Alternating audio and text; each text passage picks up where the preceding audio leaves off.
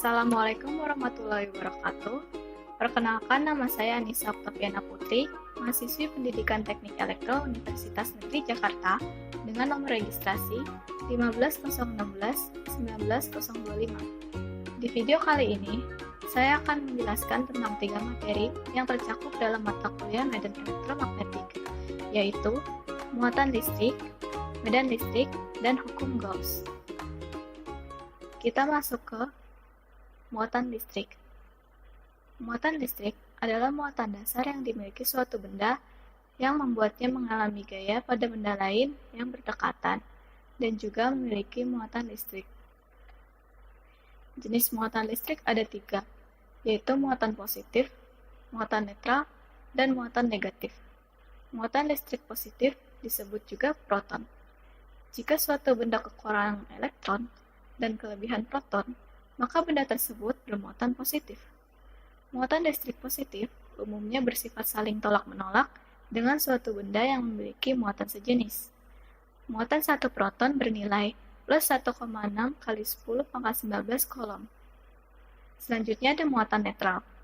Jika jumlah elektron dengan jumlah proton sama, maka benda tersebut tidak bermuatan atau bermuatan netral. Selanjutnya ada muatan negatif.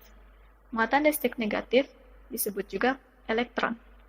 Jika suatu benda kelebihan elektron dan kekurangan proton, maka benda tersebut bermuatan negatif.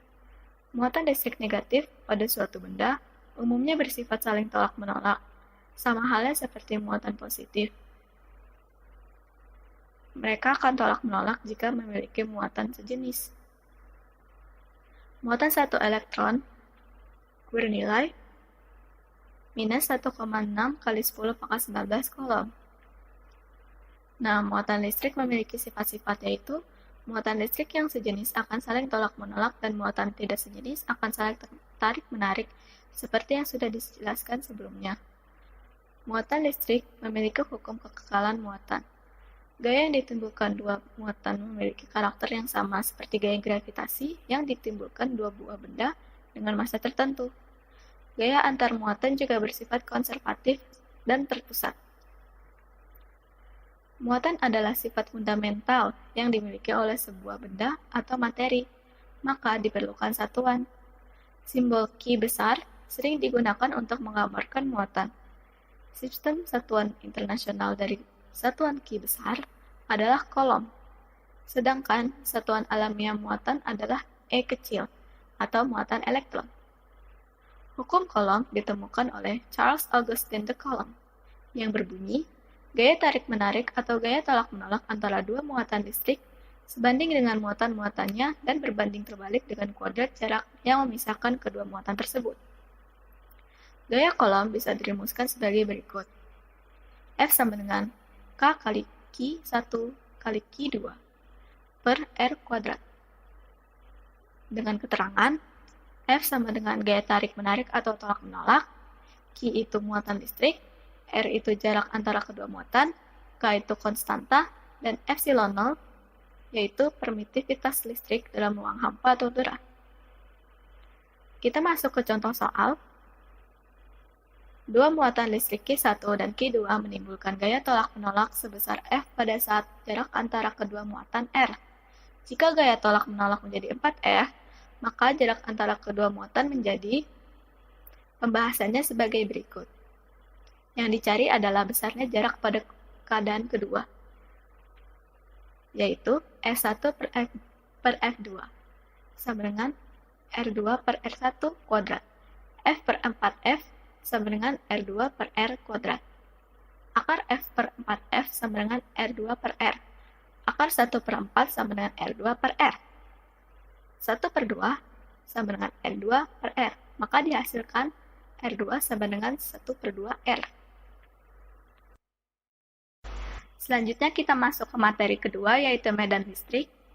Medan listrik adalah suatu daerah atau ruang di sekitar muatan listrik yang masih dipengaruhi oleh gaya listrik seperti elektron, ion, atau proton.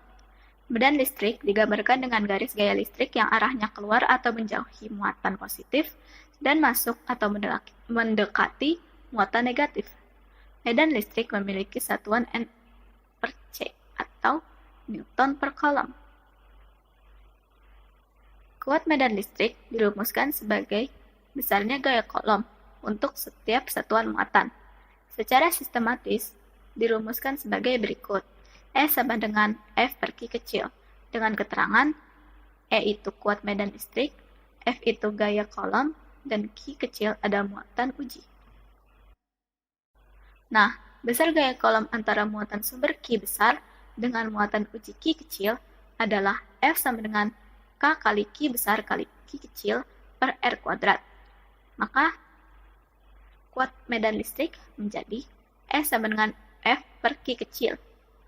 Lalu substitusikan persamaan pertama, maka kuat medan listriknya adalah E sama dengan K kali Q besar per R kuadrat dengan keterangan E itu kuat medan listrik, Q itu muatan sumber, dan R adalah jarak muatan uji dengan muatan sumber. Kita masuk ke contoh soal yang kedua.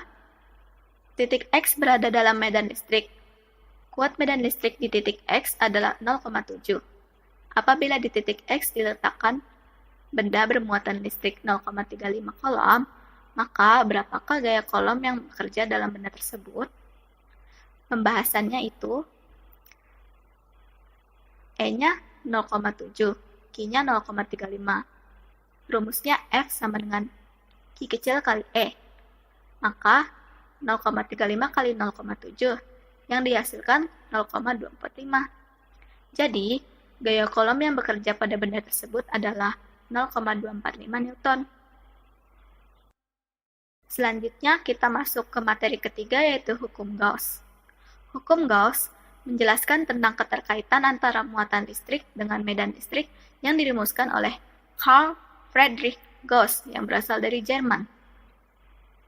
Hukum Gauss berbunyi, jumlah garis gaya dari sebuah medan listrik yang menembus suatu permukaan tertutup sebanding dengan jumlah muatan listrik yang dilingkupi oleh permukaan tertutup tersebut. Berikut ini diulas konsep dan rumus hukum Gauss. Yang pertama, hukum Gauss jika garis gaya jatuh tegak lurus. Kerapatan garis medan listrik sebanding dengan kuat medan listrik. Lalu banyaknya garis medan yang dicakup atau melewati suatu luas sebanding dengan E kali A. Dan perkalian antara kuat medan listrik ini dan permukaan disebut flux listrik.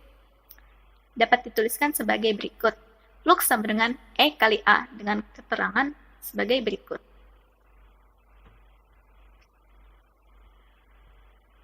Selanjutnya, jika garis gaya jatuh tidak tegak lurus, permukaan memiliki arah, yaitu plus yang arahnya keluar dan minus yang arahnya ke dalam. Maksimum jika A tegak lurus memotong medan. Dapat dituliskan flux sama dengan E kali A cos theta dengan keterangan sebagai berikut.